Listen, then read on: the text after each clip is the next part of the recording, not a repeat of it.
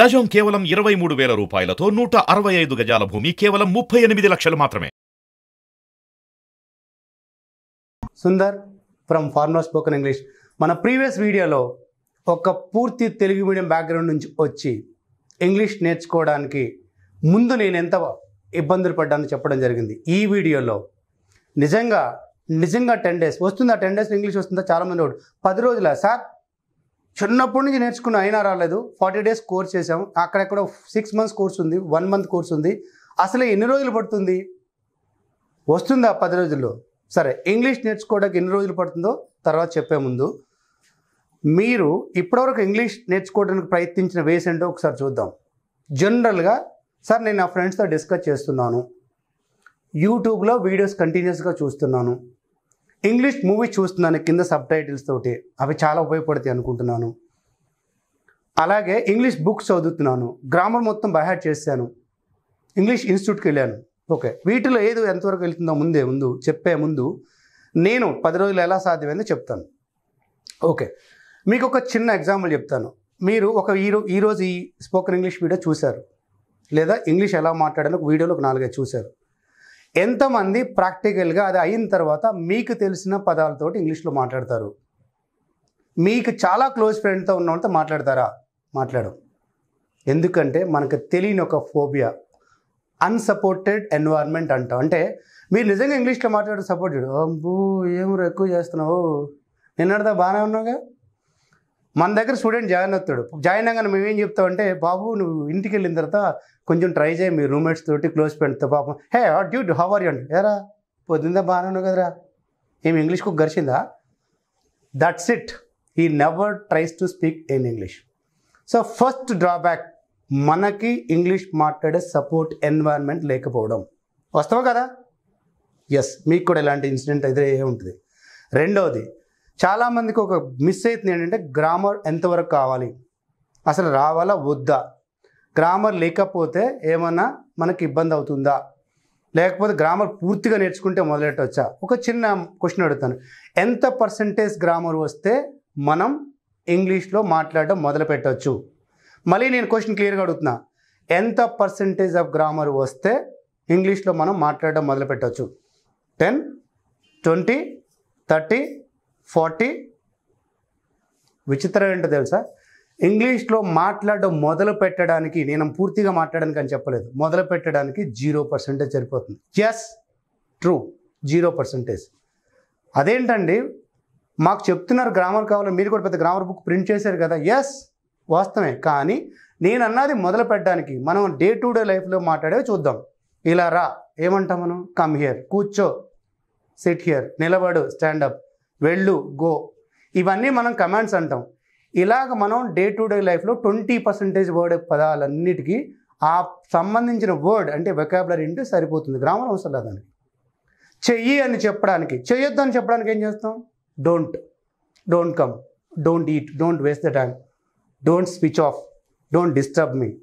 ఈ 2 పదాలు వాడిస్తూనే almost 20 to 25%. అంటే మన ఇంగ్లీష్లో మాట్లాడడం మొదలు పెట్టడానికి ఆల్రెడీ మన దగ్గర ఎంత పర్సెంటేజ్ ఇంగ్లీష్ ఉంది? 25%. బట్ దాన్ని వాడాలి ఫస్ట్. మనం ఏం చేస్తాం? How are you, what are you doing, 3వ క్వశ్చన్ తెలుగు, ఏం చేస్తున్నారా, మళ్ళీ తెలుగులోకి వస్తాం. అంటే we don't have the continuity in English. అది ప్రాబ్లం అవుతుంది. ఆ ఒక్కరోజు ఆవేశం వస్తుంది, ఎస్ ఇవాళ నుంచి ఎట్లా ఇంగ్లీష్ మాట్లాడాలి, ఎస్ ప్రూవ్ చేసుకోవాలి. ఆ కాసేపు 2వ రోజు మళ్ళీ మామూలే. ఇందులో చాలామంది వీడియో చూస్తున్న వాళ్ళు ఇంగ్లీష్ అక్షరాలతోటి తెలుగు మెసేజ్లు పెట్టేవాళ్ళు ఉంటారు. బాబు చెక్ చేసుకోండి, మీరు చదువుకున్న చదువుకి న్యాయం చేయండి.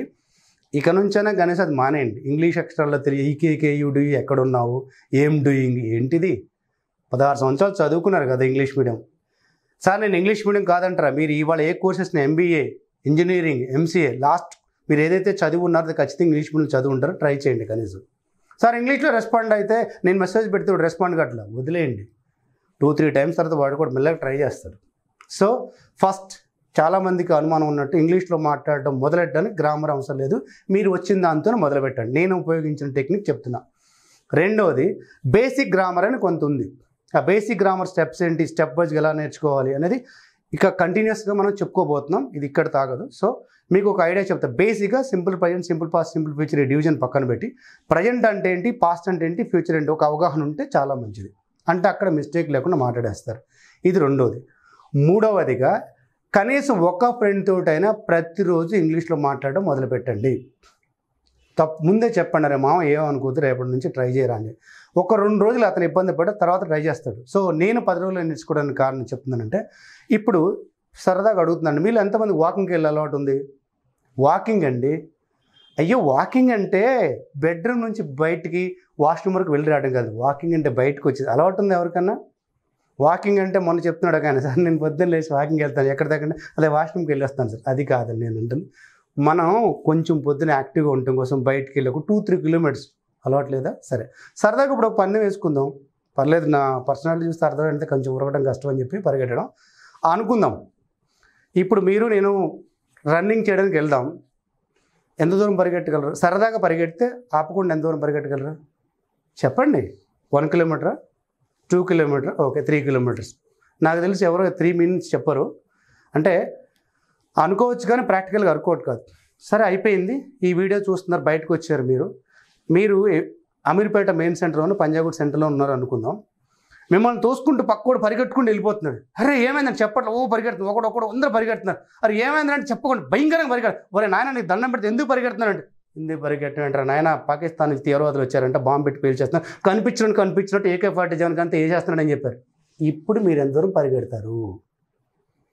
ఇందాక 1 కిలోమీటర్ అని చెప్పినట్టున్నారు కాదు కదా, కింద పడిందా పరిగెడతారు, అవునా కదా? మరి ఎక్కడి నుంచి వచ్చిందండి శక్తి? నాకు తెలిసి కింద పడిన దూరం పరిగెడతారు, లేదా మనిషి కనిపించిన దూరం. ఖచ్చితంగా ఇందాక మీరు ఏదైతే నెంబర్ చెప్పారో 1, 2, 3 అంతకన్నా ఎక్కువ పరిగెడతారు. ఎలా పరిగెడుతున్నారు అంటే చావు భయంతో. సేమ్ ప్రిన్సిపల్ నేను అప్లై చేసింది. ఈ రోజు నుంచి ఇంగ్లీష్లో ఒక్క మాట మాట్లాడినా మీకు మంచినీళ్ళు కూడా ఇవ్వబడవు, అన్నం కాదు మంచినీళ్ళు కూడా ఇవ్వబడవు అని చెప్తే అప్పుడు ఏం చేస్తారు? తెలుగులో మాట్లాడతారు, ఇంగ్లీష్లో మాట్లాడతారా? చెప్పండి. ఒక్క మాట మీరు తెలుగులో మాట్లాడినా లేదా మీ మదర్ టంగ్లో మాట్లాడినా మీకు ఏ ఫెసిలిటీ మంచినీళ్ళు ఇవ్వబడదంటే you come wait you understood నా? ఎక్కడి నుంచి వచ్చిందండి ఇంగ్లీష్ అంతా? నాకు ఇంగ్లీష్ రాదు, భయం, సిగ్గు, మొహటం, ఇంకే చాలాసార్లు చెప్పారు కదా. ఎక్కడి నుంచి వచ్చిందంటే ఆప్షన్ లేదు కాబట్టి. మీరు ఎప్పుడైతే ఆప్షన్ వదిలేస్తారో, believe me, trust me, 11 days try చేయండి ఇంగ్లీష్లో మాట్లాడడానికి. ఫస్ట్ 2 days మీకు ఇంగ్లీష్ రాదు, మీకు ఏమొచ్చు ఏం రాదు తెలుస్తుంది. ఏ పదాలు మీరు చెప్పలేరు. చాలామంది ఉంటారు గ్రామర్ కాదు, మీకు చాలా వర్డ్స్ తెలియదు. మీరు మీ ఫ్రెండ్ని అడుగుతున్నారు ఏం చేస్తున్నావు అని, ఆమె చెప్పింది నేను తాలింపు వేస్తున్నాను. చెప్పండి తాలింపుని ఏమంటారో మీకు ఎవరు కనెక్ట్ కాదు అవాడు. మనకు ఇప్పుడు వచ్చింది అంటే how are you, where are you, అంతే. నిత్య జీవితంలో వాడే పదాలు తెలియకపోవడం, ఎస్ నెంబర్ 1 చెప్పాను ఇందాకే, మీకు వచ్చిన 20% కమాండ్స్ వాడటం. నెంబర్ 2 ఆప్షన్ లేకుండా ఉండటం. నెంబర్ 3 మీకు ఏ పదాలు రావట్లేదో మాట్లాడడం, ప్రాక్టీస్ అవి నేర్చుకోవడం. సో ఈ పదాలు ఎప్పుడైతే నేర్చుకుంటే మీ వొకాబులరీ పెరుగుతుంది, నిత్య జీవితంలో వాడే పదాలు పెరుగుతుంది. ఇంకా 3 ఇప్పటివరకు 3 విషయాలు చెప్పుకున్నాం. నెక్స్ట్ వీడియోస్ లేదా ఇవన్నీ చాలా సపోర్ట్ చేస్తాయి, కానీ మీరు పూర్తిగా ప్రాక్టీస్ చేయడం మొదలెట్టకపోతే, ఒకరోజు చేసి ఆపేస్తే రెండో వీడియో చూసి చాలామంది స్కిప్ కొట్టే అలవాటు ఉండదు. ఒక 10 నిమిషాలు వీడియో చూడలేరా? వాడెవడో పనికి మన జోకులు అంటే చూస్తున్నారు కదా, నెక్స్ట్ ఏముంది, నెక్స్ట్ ఏముంటుంది, నెక్స్ట్ కూడా ఇంగ్లీషే ఉంటుంది. ఇంగ్లీష్ మొదలెట్టినప్పుడు ఉర్దూ చెప్పడు కదా, ఆగత్రం ఎందుకు ఉండండి. 10 నిమిషాలు ప్రశాంతంగా చూస్తే నేను ఏం చెప్తున్నాను మీకు అర్థమవుతుంది, నేను నిజంగా నీకు ఎలా ఉపయోగపడతానో తెలుస్తుంది. మనకి స్పీడ్ నెక్స్ట్ ఏముంది, నెక్స్ట్ కూడా ఏముండదు, ఇదే ఉంటుంది. నువ్వు ప్రాక్టీస్ చేయడం మొదలు పెడితే 100 వీడియోలు చూడు, సుమన్ టీవీ మానేసి 100 మళ్ళీ చూసుకుంటా మళ్ళీ ఇక్కడికే వస్తావు. ఎందుకో తెలుసా? నువ్వు ప్రాక్టీస్ చేయట్లేదు కాబట్టి. సీరియస్గా తీసుకుందాం. చెప్పినట్టు మనం ఏదైతే బుక్స్ లేదా వీడియోస్ ఇవన్నీ కొందరుగా సపోర్ట్ చేస్తాయి, ఆప్షన్ లేకుండా వెళ్దాం. సరే ఇందాక మీరు గ్రామర్ గురించి చెప్తే క్లారిటీ ఇస్తున్నారు కదా, ఎస్ గ్రామర్ కూడా అవసరమే. గ్రామర్ లేకపోవడం వల్ల ఏమవుతుందంటే ముందు కాన్ఫిడెన్స్ ఉండదు, నేను కరెక్టా కాదు, నా కాన్ఫిడెన్స్ లేకపోవడం వెనక్కి లాగేస్తుంటారు. 2-3 సెంటెన్స్ తర్వాత ఆగిపోతుంది. ఆ కాన్ఫిడెన్స్ రావడానికి ఎంత పర్సెంటేజ్ గ్రామర్ సరిపోతుంది, ఏ వీటి మీద కమాండాలు అవి కూడా సింపుల్గా నేర్చుకోవచ్చా, ఇవన్నీ మనం నెక్స్ట్ వీడియోలో చూద్దాం. Thank you.